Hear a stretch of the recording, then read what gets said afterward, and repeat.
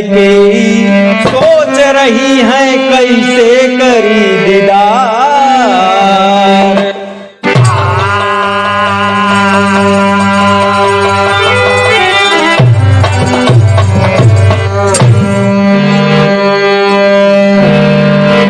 सभी श्रोताओं के बीच में एक रामायण का प्रसंग है।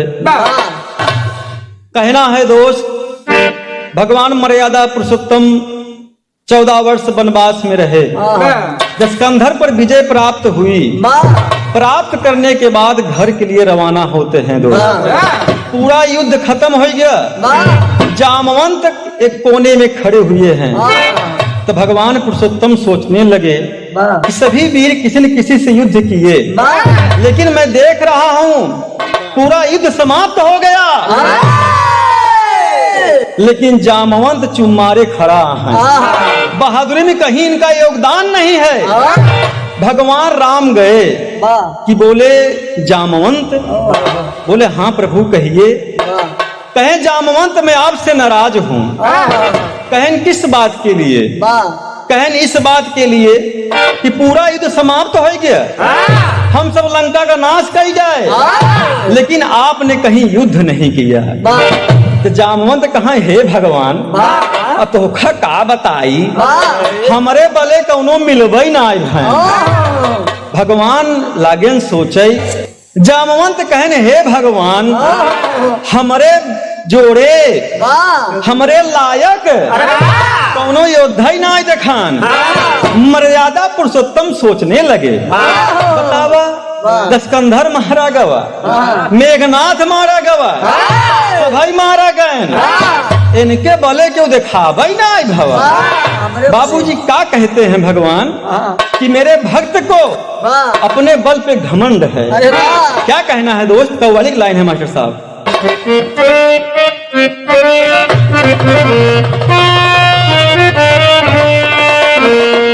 कि महबूबे खुदा है अर्ज मेरी साहिल पे इनायत कर देना। महबूबे खुदा है अर्ज मेरी साहिल पे इनायत कर देना। महबूबे खुदा है अर्ज मेरी साहिल पे इनायत कर देना। जब दुनिया की झोली, जब दुनिया की झोली भर जाए तब मेरी भी झोली भर देना। जब दुनिया की झोली भर जाए तब मेरी भी झोली भर देना। जब दुनिया की झोली भर जाए तब मेरी भी झोली भर देना।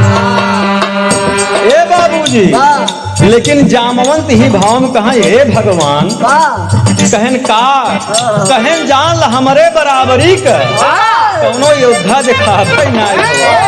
बाबू जामवंत जी क्या कहते हैं?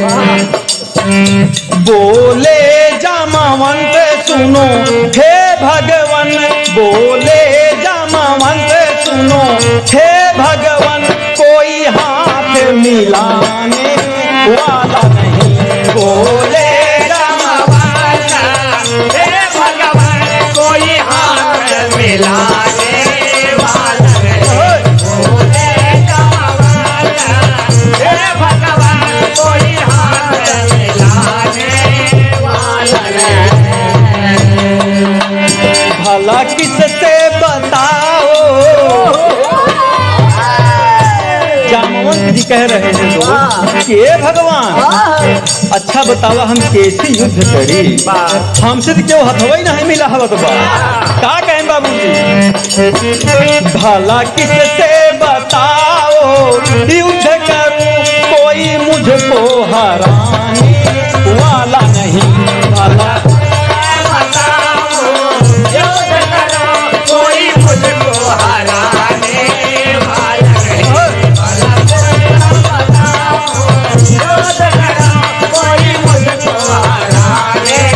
भला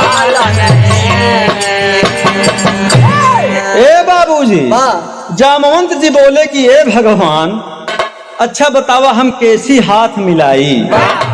सब तो रहन उहे लमसम में छुछुइन पटाका सब मरी गए। तो कहन भगवान यही बड़े हम युद्ध नहीं करे कि त्रेता युग में हमें कोई हरा ही नहीं सकता। मर्यादा पुरुषोत्तम भगवान कहन बताइए इतने वीर वीर योद्धा मारे गए। जामवंत कई हाल भालू वाली स्टाइल इनके वे बहादुरी सवारी है। भगवान कहन समझ गए जामवंत आपको अपने बल पे घमंड है। तो कहन सुना हमारे एक बात। भगवान क्या कहते हैं मर्यादा पुरुषोत्तम कहना है इसी लाइन में। बोले भगवान सुनो जामवंत बोले भगवान सुनो जामवंत एक दिन मैं भी आजमाऊंगा। बोले भगवान सुनो जामवंत एक दिन मैं भी बोले भगवान सुनो जामवंत एक दिन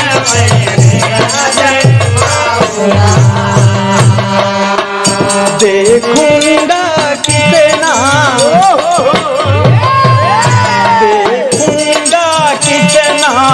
बल तुझ में तेरी इच्छा मैं पूराऊंगा। देखूंगा कितना बल तुझ में तेरी इच्छा मैं पूराऊंगा। देखूंगा तुझ में बल कितना तेरी इच्छा मैं पूराऊंगा।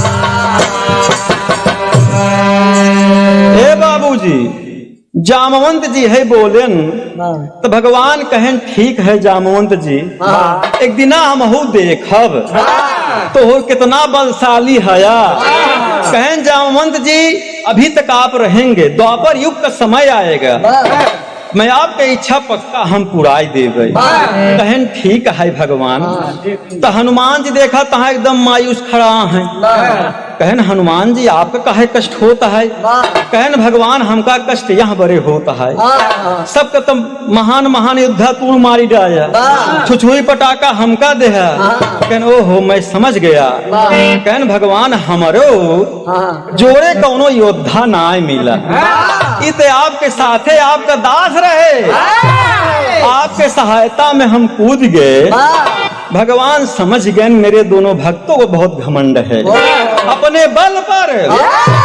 तो कहन हनुमान सुना जामवंतों का है तुहरो मनबा तो आप रहेंगे द्वापर युग तक आपका इच्छा वहां पूरी होगी बाबूजी। कभी ने टेरी का भाव दिया।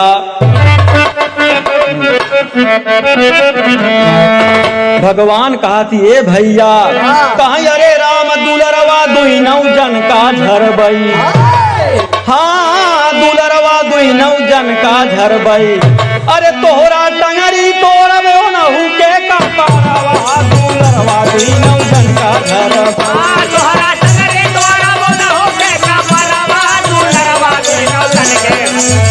तोहरा टंगरी तोड़ब नहू के कपरवा दुलरवा दुई नौ जन के।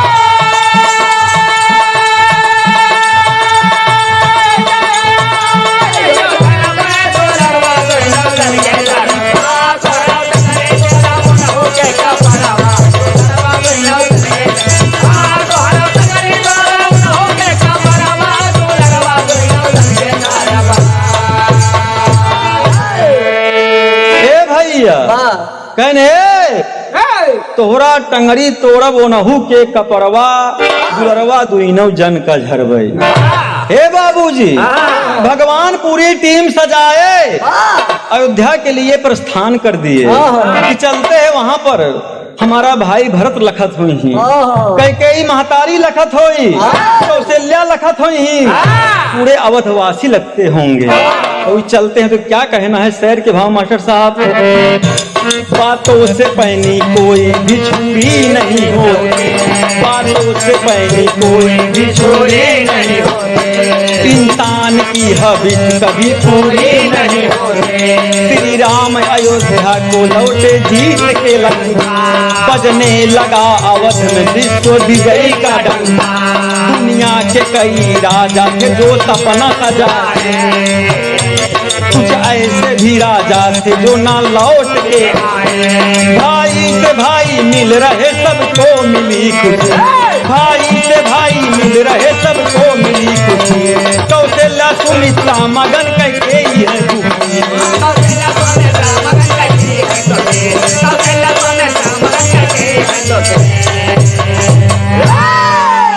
ए भैया, भगवान श्री राम मर्यादा पुरुषोत्तम जी पूरा सेना सजाए, जीत का लड्डू लिए, बधाई लिए, आए गए अपने घरे दुआरे।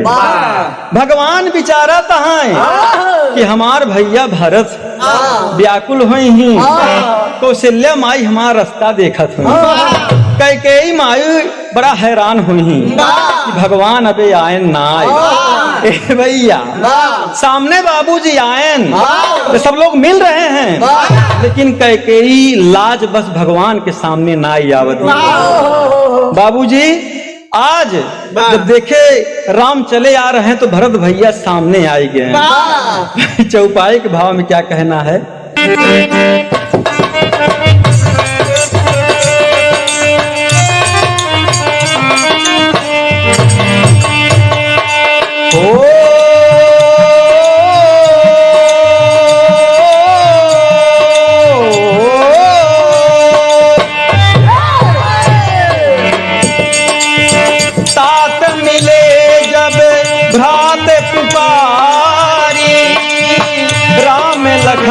संग सीता प्यारी,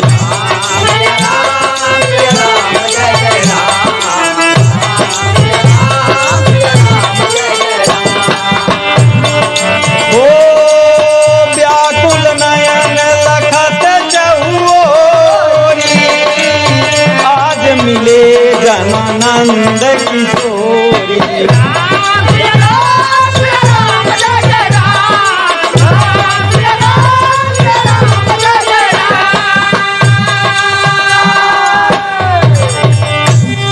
ए भैया, पूरे अवधवासी सब सामने आए हैं दोस्त। आज ही भाई का प्यार देखा बरे, कैसे आज भगवान मिले ही सबसे। बाबूजी भरत सामने आए, भरत रो रहे हैं, आंख से आंसू बह रहा है। कह रहे हैं प्रभु आपके याद में, आपके प्यार में आज भरत बेसहारा है। बाबूजी भगवान राम जी भरत को अपने गले लगा लिए, कहें भरत अरे ऐसे ना महान हा, हमारे बहुत महान भाई आप हो। बाबूजी भरत कहते हैं कि ये भगवान जौन दिन से आप चला गया ये अयोध्या नगरी बहुत सुनसान हमका लागत। भरत का यहाँ जीना हराम है, खाना हराम है। बाबूजी आज भरत क्या कहते हैं? मर्यादा पुरुषोत्तम से कहना है दोस्त कि सभी भाई का प्यार है। क्या कहना है?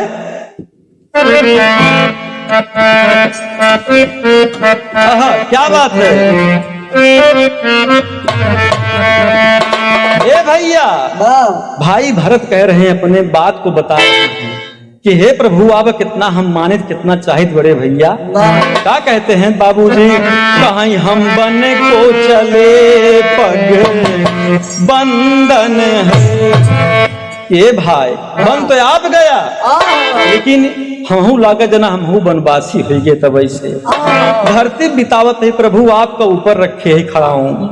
क्या कहते हैं दोस्त कि हम बन को चले पग बंधन है, तुम जश्न मनाना आंगन में, हम बन को चले पग बंधन है, तुम जश्न मनाना आंगन में, हम बन को चले पग बंधन है।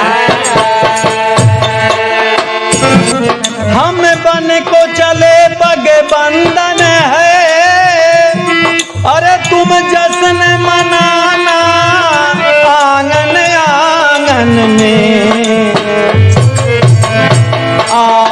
ये जो भरत है तो कह देना, ये जो भरत है तो कह देना। क्या बात है? ये जो भरत है तो कह देना।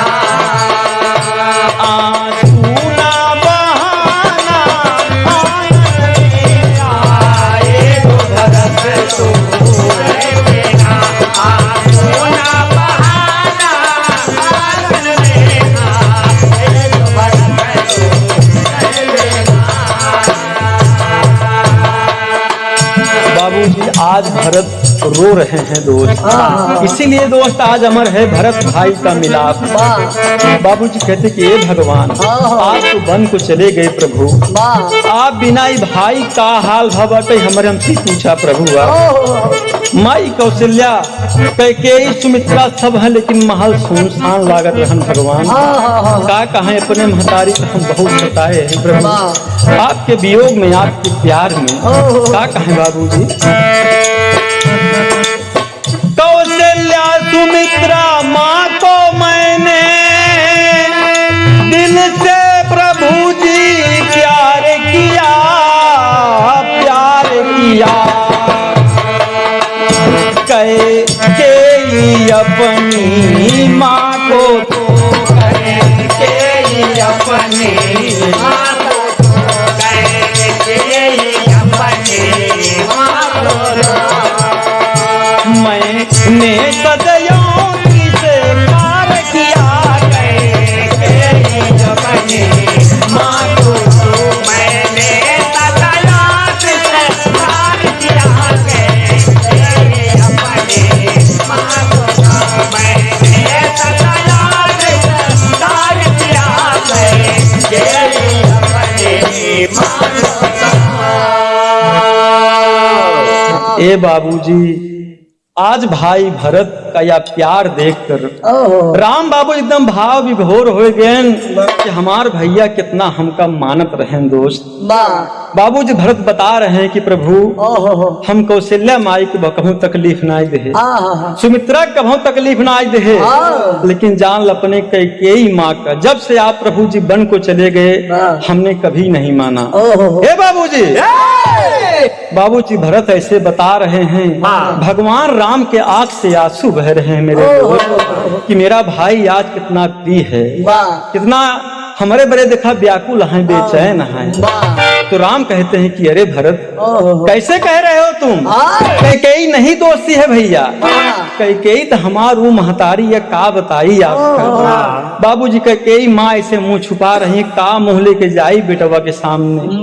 अरे हमारे चलतन हमारे कहे पे बेटवा का वनवास खुल गया। बाबूजी क्या कहना है चौपाई में,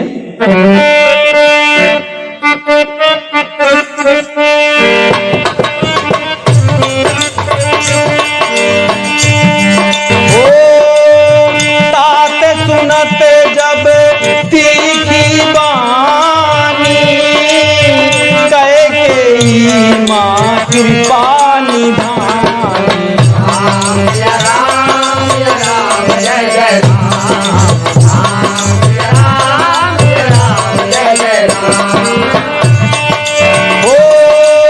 रघुकुल रीत सदा चली आई, प्राण जाए पर वचन न जाए। राम राम जय जय राम,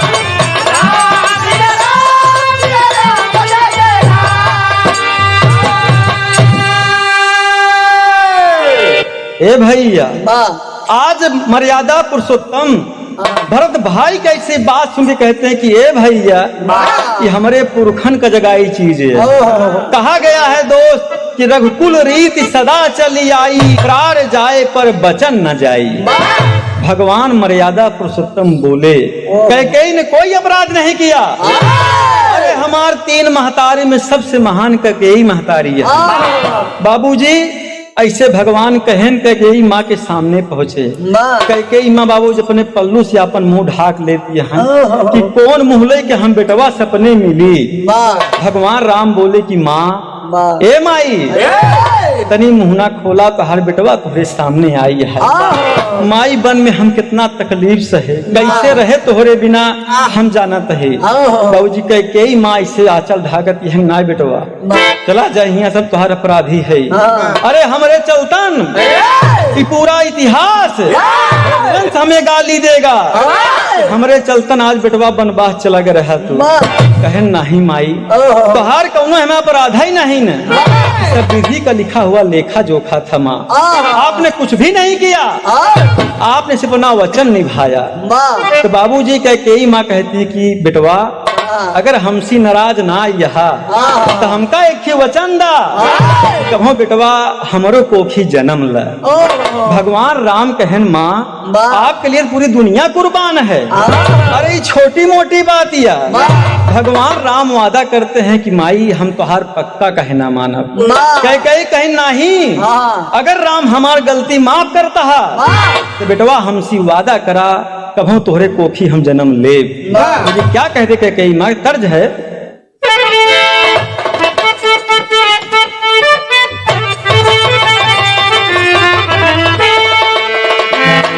ए भैया नीलेश एक ही सरबिया रहन कभो कभो मार ले 70 वाली और निकल जाए रोडी पे तो दुल्हनिया बड़ी हैरान हो जाए। गौती गारा डेली पी के आवत उनका नाम रहन मंगरू मंगरू मंगर मंगर पीते रहन। वही बाबूजी का कहा दिया है ये सखी हमार देह कैसे दुल्हा बा।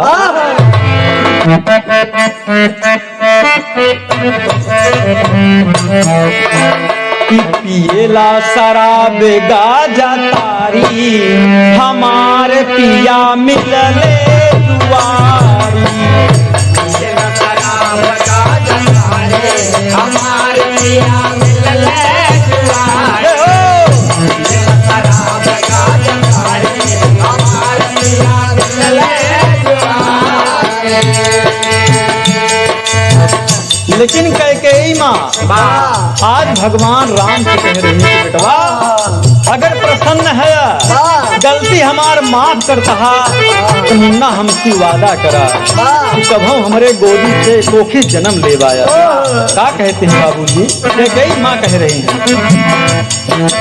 हमसी एक वादा निभाना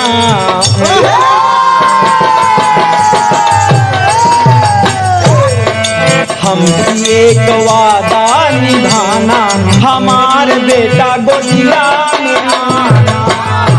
एक वादा निभाना हमारे बेटा गोदिया में आना। एक वादा निभाना हमारे बेटा गोदिया में आना। कैकेयी माँ संकेत करती है कि बेटवा तो हमार बतिया ध्यान दा। क्या कहती हैं बेटवा से हमारे बेटा वाली हला जनमावा। बेटवा से हमारे बेटा वाली हला जनमावा। बेटवा से हमारे बेटा वाली हला जनमावा। तब हमें जान माफ तब हमें जन्म माफ की हला ललना। तब हमें जन्म माफ की हला ललना।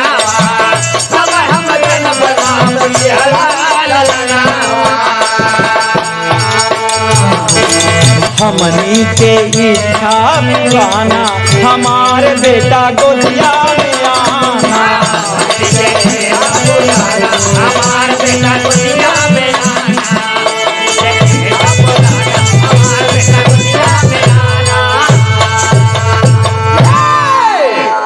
ए बाबूजी आज मर्यादा पुरुषोत्तम भगवान श्री रामचंद्र जी कैकेयी माँ से वादा किए कि हे माई अगर आपका यही इच्छा बा तो जा महतारी वादा करते है आपके कोखी जन्म तो ले लेकिन महतारी तोहार हम दूध ना पियब। कहीं ठीक है बेटवा अगर हमरे कोख जन्म ले लेबा जाना बेटवा हमार सारी गलती माफ कर दे है। भगवान राम वादा किए बाबूजी और उसके बाद भगवान राम आगे चले सामने आए गुरु वशिष्ठ जी कहने ए बेटवा राम कहन बोला गुरुदेव कहन आपके पिताजी का पिंडदान अभी बाकी है पहले जा बेटवा पिंडदान के चला आओ बिना आपके पिंडदान दे पिताजी तोहरे मुक्ति ना पाएंगी। हे बाबूजी भगवान बाबूजी पूरी सेना को वहीं रोक दिए अयोध्या में रहिए आप लोग आराम करिए खाना पानी कीजिए हम जाते ही पहले पिताजी की इच्छा पूर्ति तबे लौटो। हे बाबूजी गुरुजी के आदेशानुसार आज भगवान चलते हैं तो क्या कहना है दोस्त।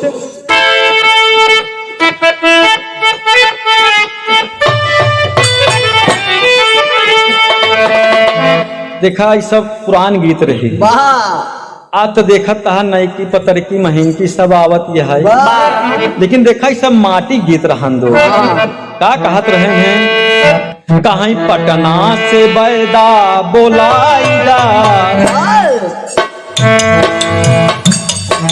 पटना से बैदा बोलाईदा, नजर आ गई देहिया, पटना से बैदा बुलाया, नजर आ गई,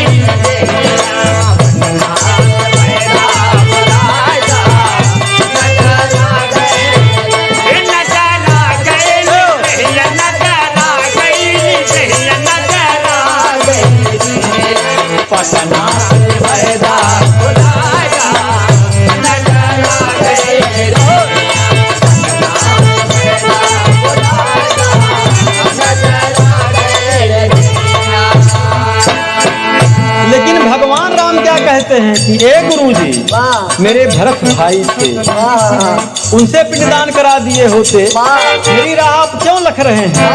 तो गुरु वशिष्ठ कहते हैं नहीं मुन्ना, जो प्रथम जेठ पुत्र होता है पिता का पिंडदान पहले वही करता है। क्या कहते हैं बाबूजी है, पिताजी का इच्छा पुराईदा, पिताजी का इच्छा पुराईदा, द्वारे बोला बभनाना, पिताजी का इच्छा पुराईदा, द्वारे बोला बभनाना, पिताजी का इच्छा पुराईदा, द्वारे बोला बभनाना। आज बाबूजी अपने गुरुजी के कहने के बाद भगवान राम साथ में लखन सीता रहिया देते हैं बाबूजी कहाँ, फल्गु नदी की ओर। क्या कहना अंतरे के भाव में,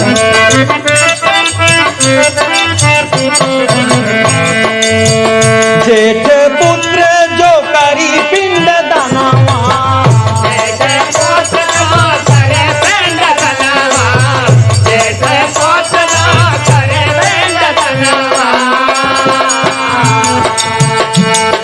मुक्ति मिली अमर होई जाई तनावा, मिले अमर होई जाए तनावा, मुक्ति मिले अमर होई जाए तनावा,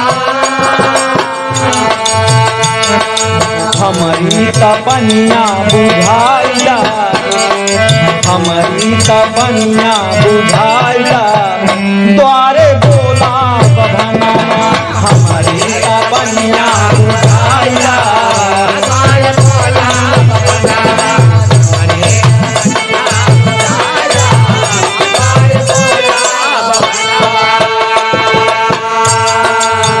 ए बाबूजी आज गुरु जी के कहने पर मर्यादा पुरुषोत्तम भगवान जी मटकी दोस्त उठाए चल दिए घाट की ओर और पहुंचते बाबूजी क्या कहना है अंदर के भाव में,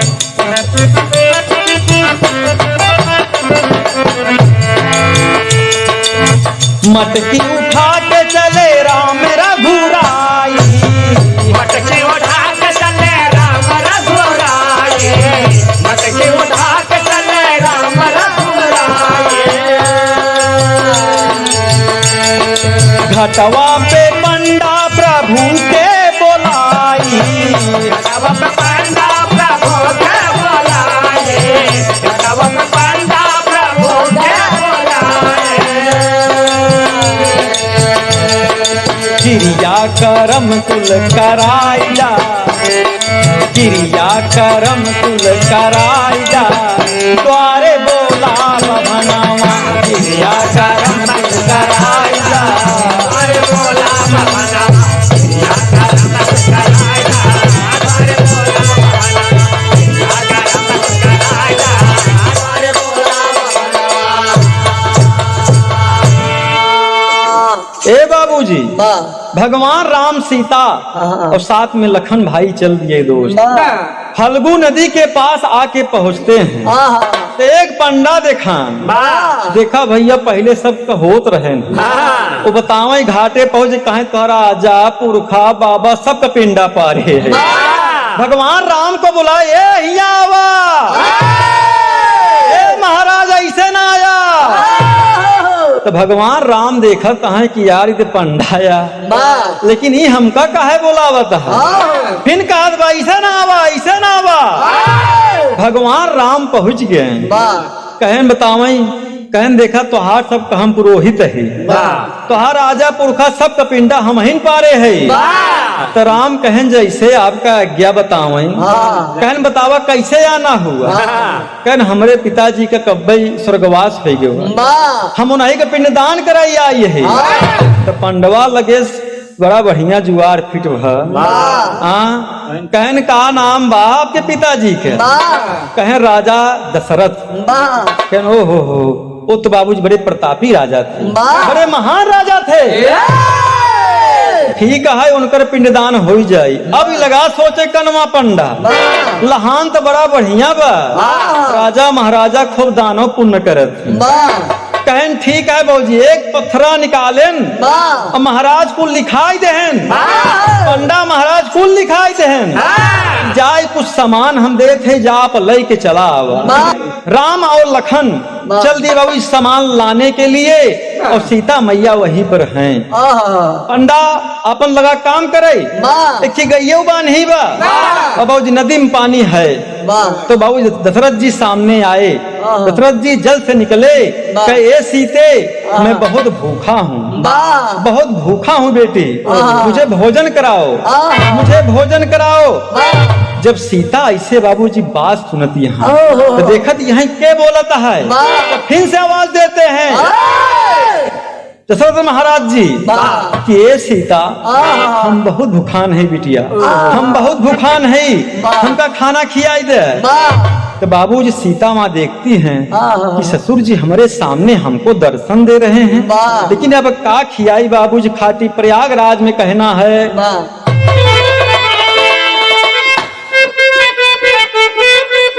भैया ए भैया घाटे किनारे ए मास्टर सीता जी खाली हाथ है कुछ भी उनके पास नहीं है। विचारत यहाँ हम ससुर को का खियाई दे काव खियाई ही यहाँ वही कहना है बाबूजी अरे रुदन करई बबुनी नदिया किनारे रुदन करई बबुनी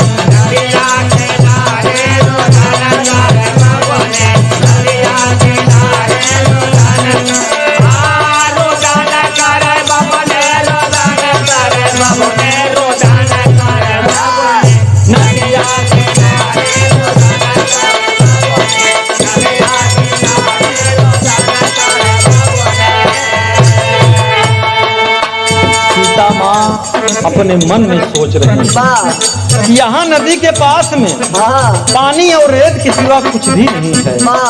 अपने ससुर को बतावा हम का खियाई विचारत है बाबूजी। पंडव महाराज अपने काम में जुटा है गैया अपन काम करती बा। सीता कहत हम केका बुलाई कैसी का मंगाई क्या कहना है जनक दुलारी सोचे काऊ हम खियाई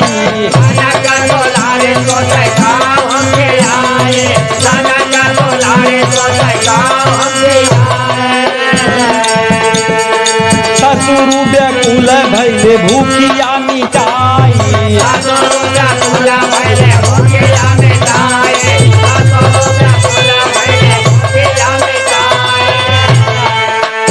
अरे रोवे प्राण प्यारी दूनो अखिया के गारे रुदन करई नदिया किनारे रुदन करई बबुनी नदिया किनारे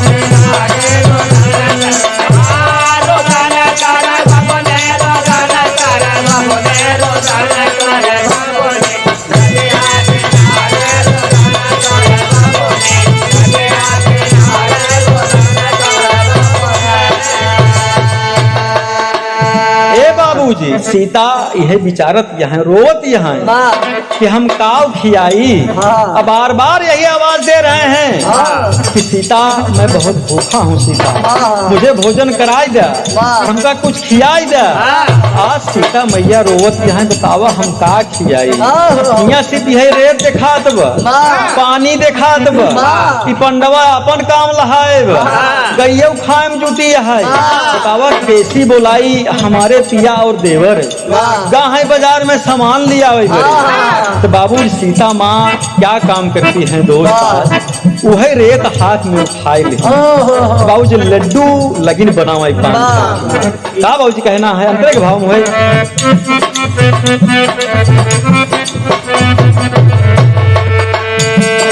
बालू वाला लड्डू खियाइलिन किनारावा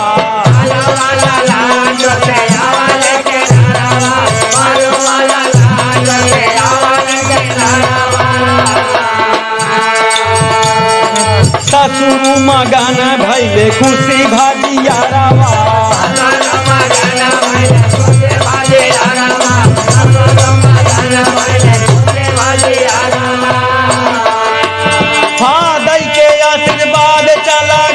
कौने धारे रुदन करई नदिया किनारे रुदन करई बबुनी नदिया किनारे रुदन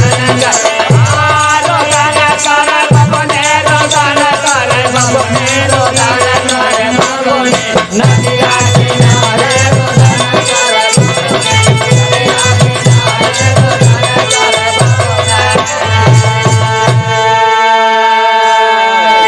ए भैया सीता माँ के बाबूजी दिमाग में यह बात आई कि यहाँ तो कुछ भी नहीं है। वही बाबू सीता मैया बालूक बाबूजी लड्डू बनाई के आज अपने ससुर को खियाई दे। पिताजी खाए बाबू आशीर्वाद दे के चला गए। अब आप सोचा पिंडदान राम के हाथे हो चाहिए। सीता दे के पहले से बैठी यहाँ सीता एकदम मगन हो गई, एकदम प्रसन्न हो गई कि हमारे हाथे जान भैया हमारे पिताजी नहीं हमार ससुर आज हम पिंडदान कह दे बहुत मगन यहाँ प्रसन्न है। उधर राम लखन ले अपन समान उमान आई ज्ञान घाटे पे पंडा महाराज पंडा एक आखिर रहन काना अपन ममकाई देहन वहीं से देखें दाएं बाएं कहन लागे जजमान एकदम फिट आई देखें बाबू समान ही समान और सीता मैया एकदम प्रसन्न यहाँ कि पिताजी के तो हम पिंडदान कह दे है बड़ा बढ़िया काम हो गया। इधर पंडवा अपन लहान लखत बा जजमान सब सामान लिया है कहन हाँ महाराज जोन जोन कह रहा सब लिया है। बाबू सीता मैया ध्यान द ज्ञान का बात है भगवान राम के हाथे पिंडदान लिखा गया रहन लेकिन राम ने पिंडदान क्यों नहीं किया एक वजह है। ध्यान दो बाबूजी फल्गु नदी में पिंडदान गाय वट वृक्ष की फूल को साक्षी मानकर बाबूजी आज सीता ने पिंडदान किया था। अपने पिता का भूख मिटाए रही। हे भैया जब आयन महाराज बैठाई लहन कहन जेठ पुत्र सामने आओ वही राम आई गेन कर हमारे पिताजी थे। बतावा महाराज का करे पड़ी इतने में सीता कहीं ए स्वामी पिंडदान जिन करा कहन काहे बरे पिताजी का पिंडदान हम कह चुकी है। कहन पंडवा कहते हैं ए अबे हम एको श्लोक बचबै न भय एको मंत्र पढ़बै न भय कैसे पिंडदान कह दीन। तो कहन सीता क्या मजाक कर रही हो घाट पे हम आप बैठे हैं ऐसी बात यहाँ नहीं बोलना चाहिए। कहन स्वामी हम सही कहा तही नदी देखे बा गैया देखे बा तो कहन गवाही दे बाबा अब जब वही नदिया बोल नदिया नहिकार देश नहिकार यहाँ बड़े देश की इतवार ही मंगरावत पंडवा हमका डेली साथ देत है। तो बाबूजी क्या कहना है भजन मास्टर साहब बैठी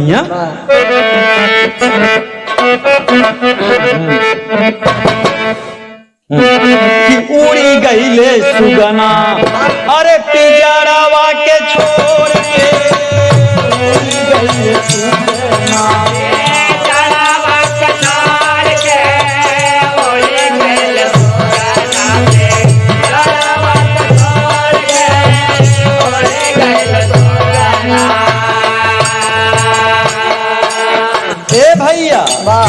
सीता मैया निहारत हैं कि नदिया साफे झूठ बोल रहे, एकदम झूठ बोल रहे। जानकी जी देखती हैं गैया की तरफ कि गैया कहूँ सच बोल दे। गैया लगी सोचे, क्या कहना है दोस्त? गैया कहाई कि कुछ ना देखा, नदिया कहाई पियासी।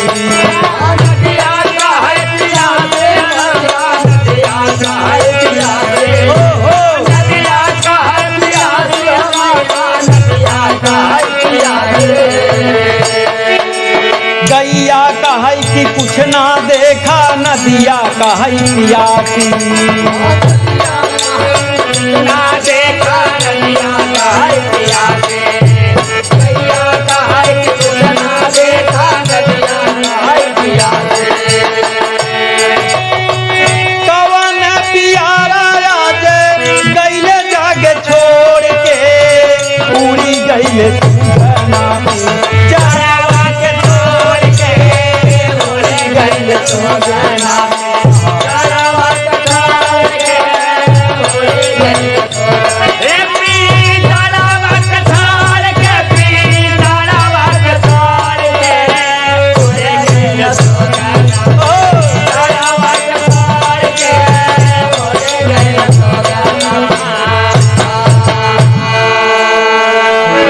ए भैया, गैया लगी सोचे कि अगर हम आज सही सही बताई दे तो ई कनवा पंडा हमका ढेली खियावत है। ए इतवार मंगर आवत ही, पता नहीं कब ही कब ना ही। नदिया पहले नहीं काट दिया, लगा नंबर गैया। गैया बड़ी शोक में है, उधर जगदम्बा इधर कनवा पंडा। अब केका समझी केका नहीं कारी। अगर वही सच्चाई बताई दे पंडवा हमका वही आई दे, अगर झूठ बोल दे तो सीता का दुख और सीता का क्रोध है वो नहीं जाने, हम का जानी भैया। गैया बड़ी शोक में है। अब सीता बार बार कहती हैं कि गौ माता बोलिए बोलिए, आप हम पिंडदान करे, आप देखू ना। गैया फिर विचारत हम का कही, गैया वही नहिकार है से। हाँ, कनवा पंडा लगा सोचे जेकर गोसैया वही तरफ बोले, एकदम सही जात गया। अब बाबूजी वही जगदम्बा को आज क्रोध आ गया, दो एकदम क्रोध में आ गई। ए गैया, ए नदिया, आज हम तोहरे सामने पिंडदान करे, ससुर हमारे सामने आए, रेत के बालू का हम लड्डू खियाए, और आज तुमने झूठ बोल दिया। वही बाबू सीता श्राप देती है कि जा ई नदी में कभो पानी न होई, कितना बरसात हो जाई लेकिन पानी न होई। आज बाबूजी आप लोग जाते होंगे बिहार में, गया जिला में देखे होंगे, लाख बरसात होती है लेकिन पानी वहाँ पर नहीं रुकता। और जब गैया का नंबर लगा, कहन गैया कहूँ एक महतारिन रहे, कहूँ बताओ झूठ बोल दे, हमार मान सम्मान ना समझे, नारी के साथ ना दे पाए। बाबूजी गैया का माई सीता आज श्राप क्या देती हैं कि जा ए गैया, माता सीता गैया का श्राप देती है कि जा तू हमेशा मैले खाबू, एकदम जान ल। पंडवा कहा ये महाराज, हे कमवा जल्दी शुरू करा, पिंडदान करा, कहा उलझा है। वही सीता मैया क्रोध है आ गया कि हे पंडा,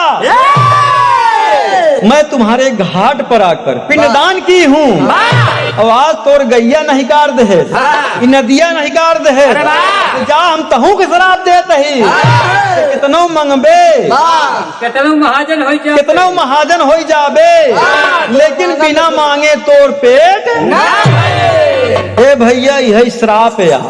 और रहा सवाल पिंडदान का, सीता ने पिंडदान क्यों किया?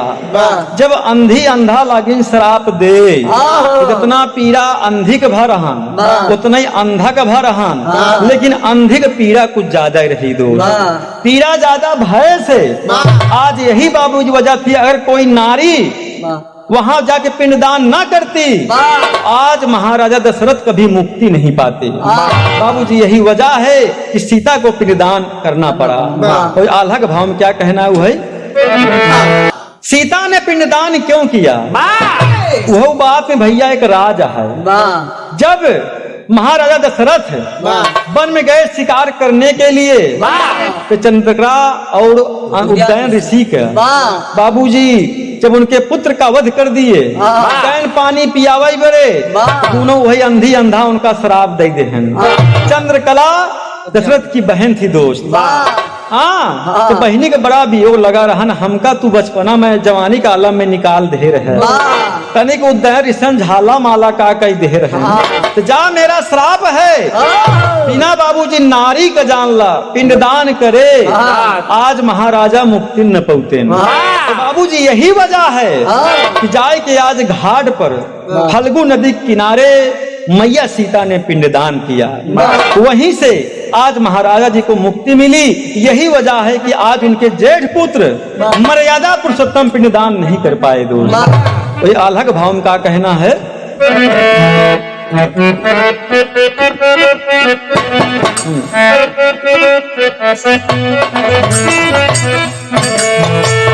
कई के पिंड दनवा भगवन लौटे भवनवा भैया,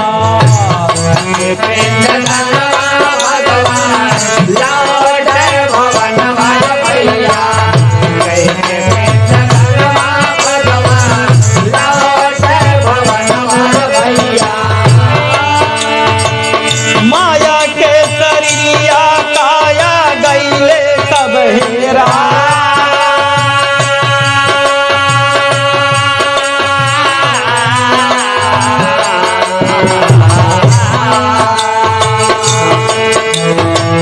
होई के लाचार रोमई विधवा मतरिया भैया,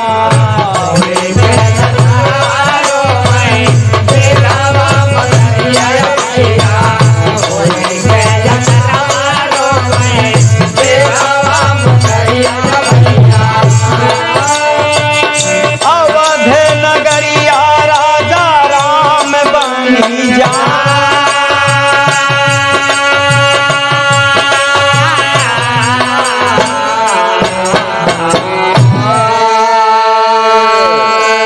ए भैया आज भगवान वहां से दोस्त वापस आए, अवधपुरी को पहुंचते हैं।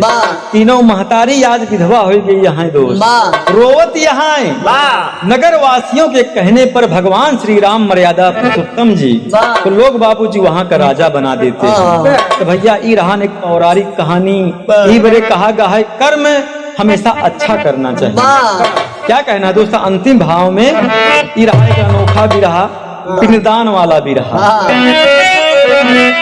अरे करनी और भरनी जग में जताई दिहले, अरे आज कई के पिंड दनवा बताई दिहले,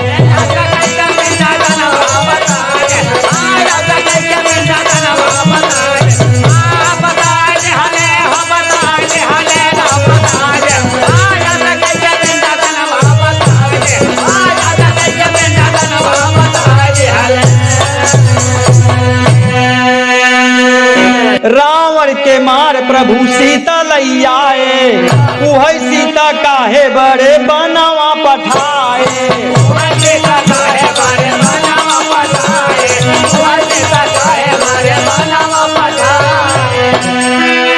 अरे प्रजातंत्र राजा दिखाई दिहले, अरे आज कई के पिंड दनवा बताई दिहले,